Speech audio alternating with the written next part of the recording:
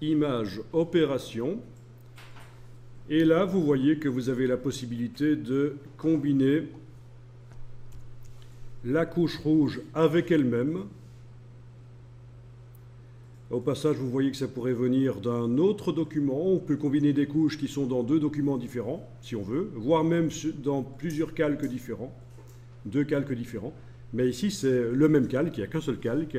C'est la couche rouge de l'image Lone Old Cottonwood, l'arrière-plan, qui se combine avec la même couche rouge en mode produit.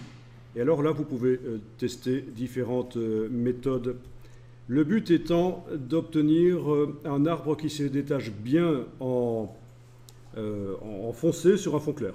Ou en clair sur un fond foncé. Avec certaines images, ce sera clair sur fond foncé. Ça marche aussi.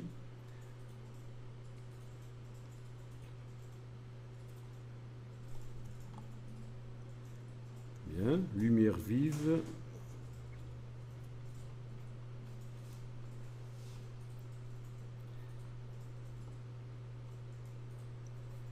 Bon.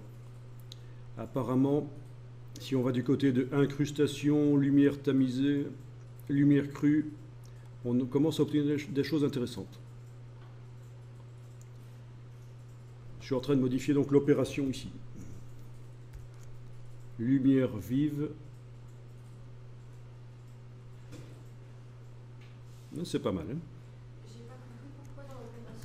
En effet, c'est dans la couche bleue que l'arbre se détache le mieux, mais je vais faire plusieurs tests. Et quand je suis arrivé dans la boîte opération ici, c'était le rouge qui était enclenché d'origine, mais après je vais faire plusieurs tests. Donc, couche rouge en lumière vive, ça donne un résultat pas mal. On voit que si je clique sur OK, ça va me créer une nouvelle couche alpha. Ben, je clique sur OK.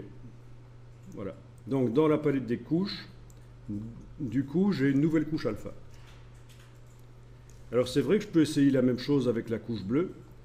Image, donc après avoir réactivé le travail sur l'image, je vais dans Image, Opération. Et cette fois-ci, je vais prendre la couche bleue. La verte, je vais la laisser tomber carrément parce que c'était la moins bonne. Voilà, couche bleue.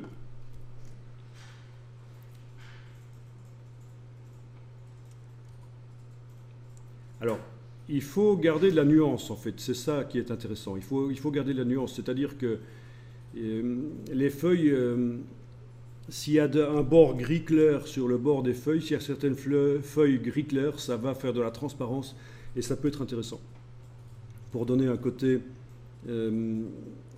naturel.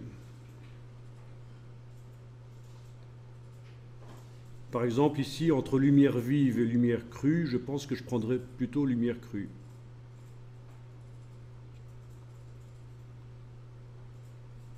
Ok. Donc ça, c'était en combinant d'abord les deux couches rouges ensemble, enfin la couche rouge avec elle-même, en mode lumière crue, non, lumière vive, je pense. Et celle-ci, c'est la couche bleue en mode lumière crue. Et bien maintenant, je vais essayer une troisième chose, image opération. Je vais essayer de combiner la couche rouge avec la bleue. Donc là au-dessus, je mets rouge, en dessous c'est bleu. Voyons ce que ça donne si on combine les deux.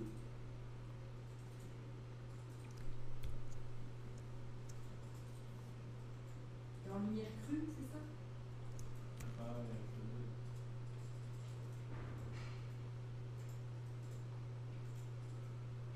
Bon.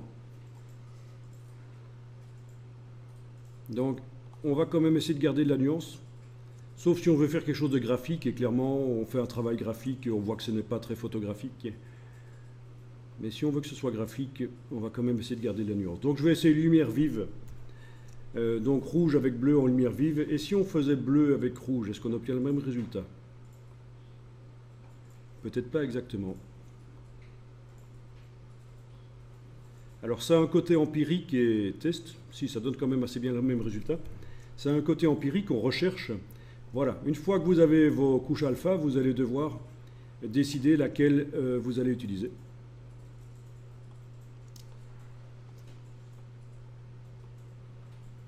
Souvenez-vous qu'on a aussi ici en dessous des branches qui passent par-dessus les montagnes. Et par exemple, dans la première version ici, les montagnes sont bien foncées. Pour arriver à sortir les branches des montagnes, ça va être difficile. Elles n'apparaissent pas vraiment en silhouette. Tandis qu'avec la deuxième version, ah là c'est quand même pas mal, hein. On a des branches noires avec un fond bien clair, enfin bien clair, clair en tout cas. Bon, ben voilà, clairement je pense que je vais plutôt aller utiliser la couche alpha 2 qui me donne un bon résultat ici. Vous avez aussi une des couches qui donne un bon résultat? Si vous, écoutez, si vous ne savez pas quelle est l'opération qui a donné ce résultat-là, je vais recommencer. Je reclique sur FVB, je vais dans Image Opération, et je pense que c'était avec la bleue. Bleu avec bleu, en mode lumière crue. Voilà. Donc faites ça. Bleu avec bleu en mode lumière crue. Évidemment, d'une image à l'autre, ce sera chaque fois différent. Ici, il se trouve que c'est ça. Alors oui, j'ai pas dit le masque, vous avez la possibilité d'utiliser une couche en tant que masquage. Mais ça devient un peu compliqué. C'est-à-dire, c'est pour donc influencer le résultat de l'opération.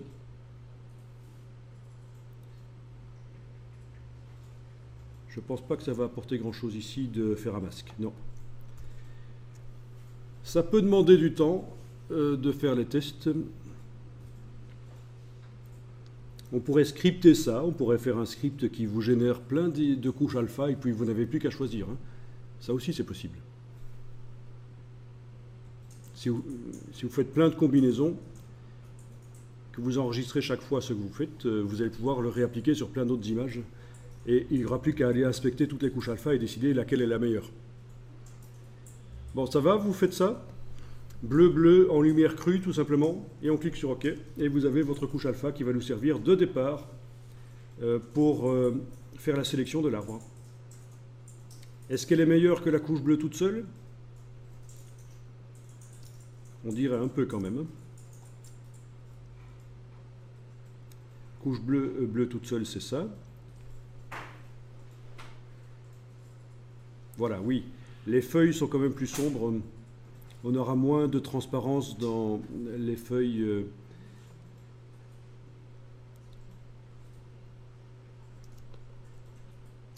Alors il se trouve que ceci peut également servir, le filtre qu'on vient d'utiliser, Opération, peut également servir pour transformer des images couleurs en noir et blanc.